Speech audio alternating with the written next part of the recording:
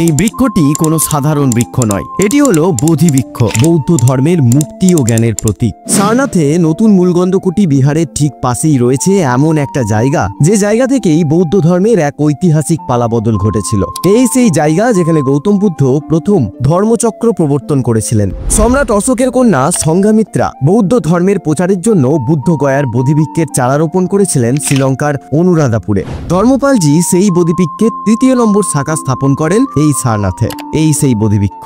এই বৃক্ষের নিচে বসেই গৌতম বুদ্ধ সর্বপ্রথম বৌদ্ধ ধর্মের শিক্ষা দান করেন এবং তার 5 শিষ্যদের উপদেশ বাণী শোনান। সেই ঘটনা স্মরণেই এখানে আপনারা গৌতম বুদ্ধ সহ তার 5 শিষ্যদের অপরূপ সুন্দর স্ট্রাকচার দেখতে পাবেন। বোধিবৃক্ষের চারপাশে চোখে পড়বে সারি সারি প্রার্থনা চাকা। এই চাকার গায়ে তিব্বতী ভাষায় লেখা আছে ওম মণি পাদ্মে হুম।